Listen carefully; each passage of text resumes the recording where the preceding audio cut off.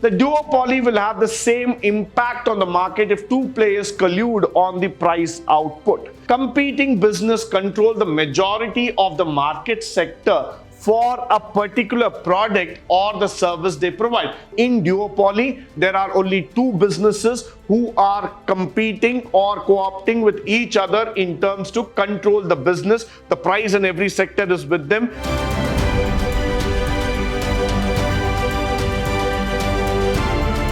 Good morning and welcome to the second session of Business Decision Theory, where we are going to speak about the market structure. Now, we had spoken about the market structure in the previous section, talking about on the monopoly. We are going to start talking about duopoly, which is another form of the market. The word duo itself means that it is two people. Two parties are trying to dominate the market. So this is a situation where two companies together own all or nearly all of the supermarkets or whichever areas that we are talking about in a given product or service. Now, duopoly is actually a partnership in nature. What happens here is that two companies decide that yes, they will hold the maximum in terms of a particular business altogether. Now, for example, let's look at Reliance and Saudi Aramco. They want to jointly hold the entire oil market. Probably they have understood that by bringing in a sort of duopoly, slowly Reliance and Saudi Aramco group can go forward and create a complete duopoly market in terms of the retail oil business. Now, what is happening here is that in a duopoly, let's try to understand, it's a very, very basic form of oligopoly. Now, oligopoly is even more advanced. Reason being is that it's a collective form of market. Oligopoly is one where you will have n number of people joining. It's like a cartel formation. But here I'm not going to talk about cartel. I'm just talking about two people who have formed to dominate the market. So what happens here is that the duopoly will have the same impact on the market if two players collude on the price output. And this is also a very, very powerful form of the market. Why? Because if those two people decide that they will go forward and hold the market completely, if the two people decide that we are going to determine the price at any given point of time, then automatically the market starts responding and it becomes even more competitive in nature. So this is quite going to be an interesting market altogether. Why? Because we are seeing that duopoly has got a very, very, very big push in the market. Now, if you see that, there are some impacts that are being created here. One is the output, the other one is the price factor. Now let's talk about this output versus price.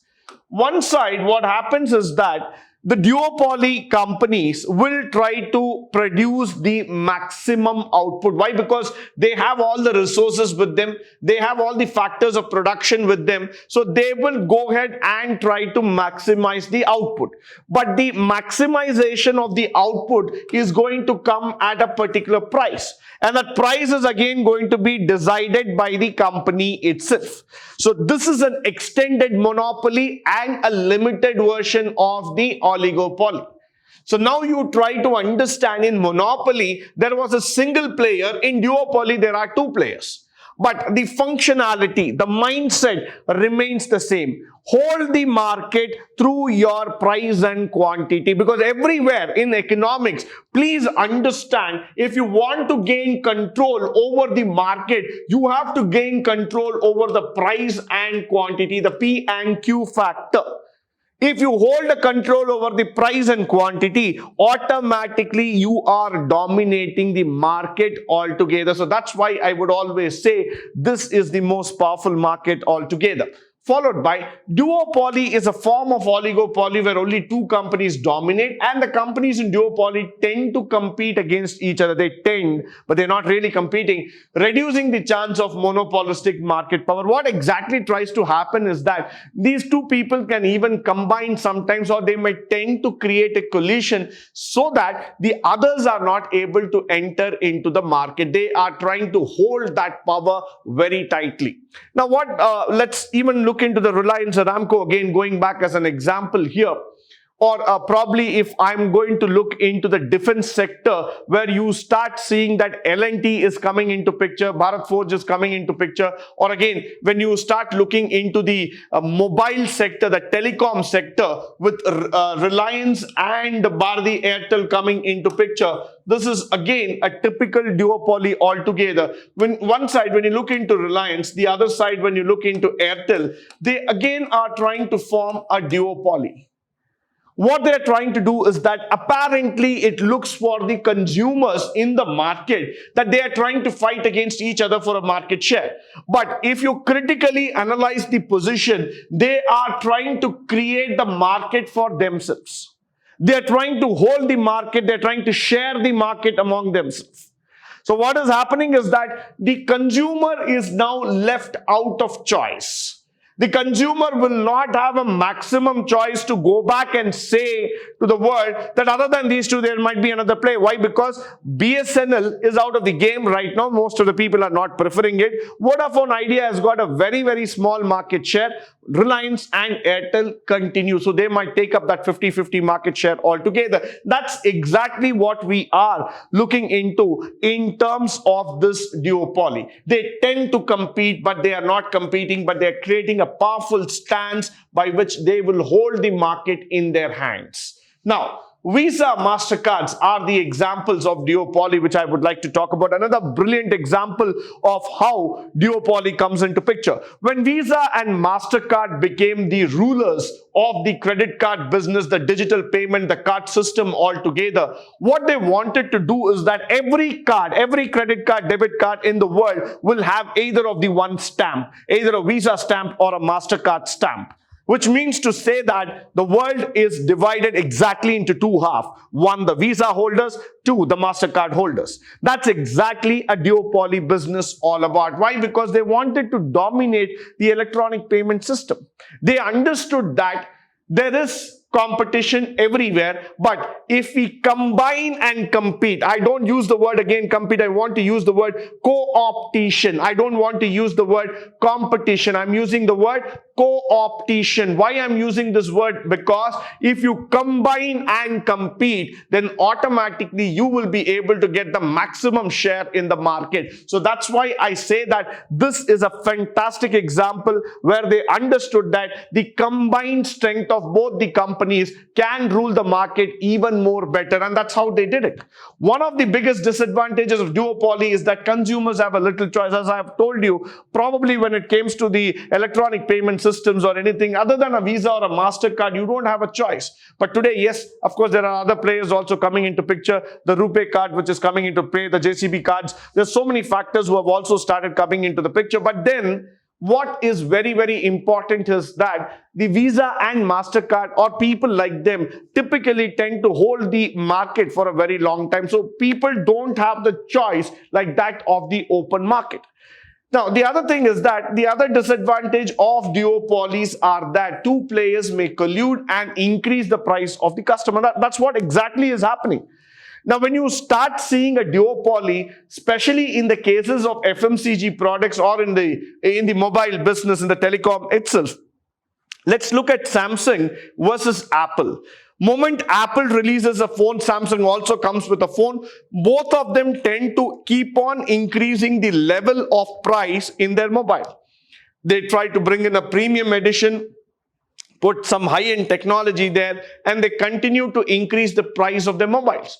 Now, when the Galaxy Fold 3 came with a price tag of above 1 lakh rupees, Similarly, you see an iPhone 12 Pro Max with above 1 lakh rupees. What is happening is that now they have set a benchmark that where buying a mobile phone for 1 lakh is nothing.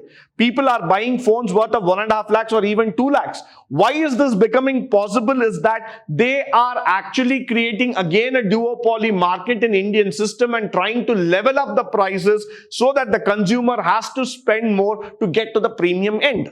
That's exactly where the duopoly market starts making the entire scenario even more interesting for all of us.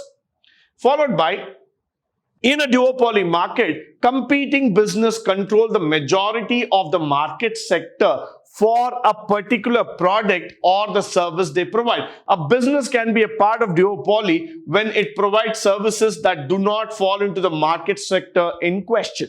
Now let's try to understand this. Now, when we talk about services or when we talk about the goods business altogether, the products, duopoly is one where you will see that they want to hold a particular sector or a service domain. They don't want to see that it becomes too much in terms of getting into multiple sectors altogether. They typically tend to hold certain sectors in a close proximity. They don't want to give up on those sectors. That's exactly what we tend to understand, we tend to mean by saying a duopoly factor. Now, a business can be a part of duopoly even if it provides services that do not fall into the market, typically Reliance. Reliance is though into duopoly in the telecom sector, but Reliance has got other businesses also. It has got a polymer, it has got textiles, it has got petrochemicals, it has got even a defense, it has got even into the retail services. So you are not going to say, or you are not going to restrict the business saying that a person who's already entered into duopoly cannot do other business. He will be doing it. He will have that control and command on that factor, but still, what will be the factor here is that the services, the sector domination starts coming up in the duopoly. Followed by, for example, Google and Facebook have dominated the digital advertising landscape for the entire decade altogether. But then the Google is not associated in duopoly with its other product sectors such as the computer software. Now look at the example. Google and Facebook are two big digital giants who started creating an entire new set of wave in the market where each one of them came up with their own ideology of advertising. So they wanted people to promote their own products, own ideology, own writings or whatever you want to promote through it. Yes, Google bought its Google Ads. Facebook said that you can promote your page. All those factors happened. Now what happened because of Facebook is that the world started getting connected very fast, and because of the Google Meet and the Google Ads coming into picture, people started coming to know each other. But then when you start looking into Google as a business with its parent company Alphabet, what is more important here is that Google is not just an advertising company. Google has got many more softwares. Google has got many more products. It's basically a search engine which started venturing into several apps and software altogether. So their duopoly is restricted only in the ad zone, in the digital advertisement, but they do have other businesses also. So that is where you need to understand, though being dominant in one sector, you can still continue to work in the other sectors and run your business scape. So that's not going to be a question mark at all. Moving further, we would also like to talk about this when we are trying to keep the pricing factor lower and benefiting the customers. There is some likelihood that because of the collusion that is going to come into picture. Now let's try to understand this question very, very clearly here. Keeping prices lower and benefiting the customers. Like the monopoly, the duopoly also tends to understand that if you keep the price at a lower level and attract the customers towards yourself, then automatically you will retain that sector. When Reliance Jio first came into the market, they wanted to start giving that phone at almost free cost. They almost priced it at nil. Then they slowly started building up their pricing levels. even now, they have retained a very, very low and a competitive pricing when compared to the other people in the market. The reason is that Jio understood that tomorrow, even though we might get into a duopoly situation, but still the lower prices would be a very big advantage because you will be able to retain the customers back. What was needed is a quality-oriented service at a low cost. So that is exactly where a duopoly understands. He says that though we are in collusion in terms of prices, in terms of a competition factor altogether, but still we believe very, very clearly here that we are trying to create a market where the price will be lower and we will try to hold the customer base. Followed by an oligopoly exists where few business control the entire factor. So when we go into the oligopoly, this is a kind of cartel that we are talking about, where majority of companies join hand together to control the entire market. While duopoly qualifies as an oligopoly, not all oligopolies are duopoly. So this is the reasoning that we are going to give out. A duopoly is a form of oligopoly, but not all oligopolies are duopoly. For example, the OPEC itself.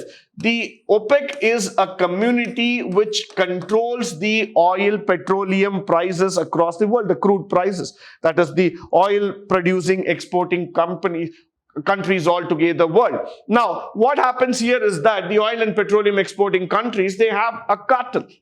They are typically in an oligopoly market altogether.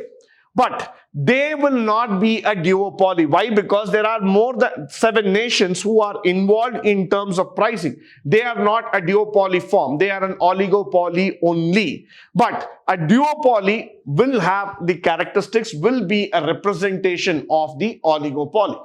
Followed by the automobile industry itself, which I would like to take as an example, is an oligopoly because there are limited number of producers. But of course, today as we start seeing in India with more and more automobile producers coming into picture, the oligopoly market is slightly getting away from that. But nevertheless, if in India, if I typically talk about the homegrown brands, it is Maruti, it's the Tatas and the Mahindras, followed by the Ashok Leyland who have been there. But then when it comes to the passenger car business, there are only 3 players in the market. That's the Marutis, the Tatas and the Mahindras who have been able to hold the market in an oligopolistic situation. Similarly, when we talk about the two-wheelers, it has always been the Bajaj, the Hero Honda and the TVS who have again hold the monopoly altogether. So this is where you will see that oligopoly has got its own power. It has got its own features in terms of holding the market and creating a sustainable solution for themselves.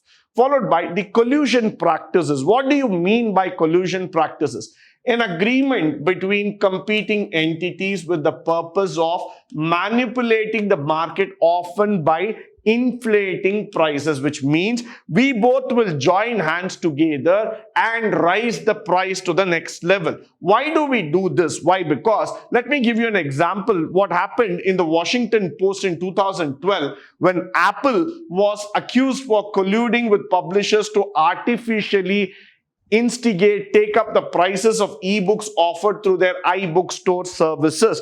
What did they do here is that Apple had tied up with the digital publishers trying to promote their iBookstore and telling that we would like to charge a premium for their book services.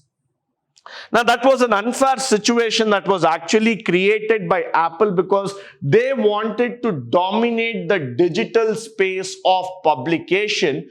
And they wanted to go back and tell the people that through their iBookstore, everything was available. So they literally wanted to build up an image. They wanted to build up a system in such a way that every single publisher starts promoting Apple and Apple products. Followed by a duopoly should not be confused with duopsony. In duopoly, only 2 businesses are competing to control the majority of the market, like Coca-Cola and Pepsi, which is another example of duopoly. So in duopoly, there are only two businesses who are competing or co-opting with each other in terms to control the business. The price in every sector is with them, but this is not duopsony. So when I give you an example of Coca-Cola and Pepsi, they are typical representatives of the duopoly. But let us see what this duopsony is all about.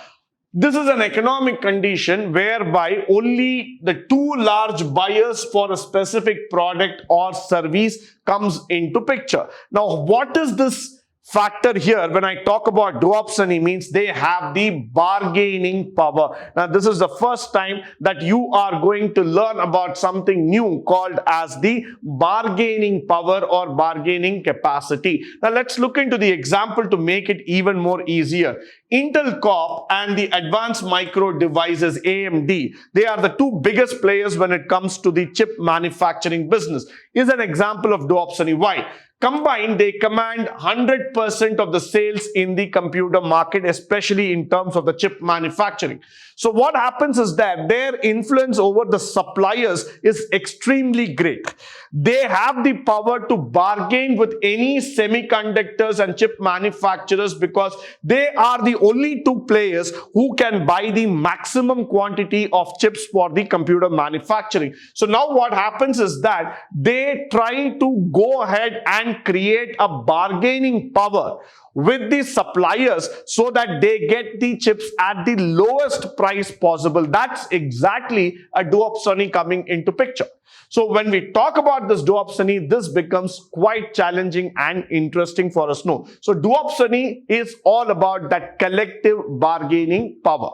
Moving further, the advantages and disadvantages. Duopolies have both positive and negative effects on the companies. One side, you will see that the first companies can cooperate with each other, but then there can be a situation where you can see that there might be a collusion factor coming in. The biggest advantage is that again, they don't have any competitors. In other words, that's an exclusive combination altogether.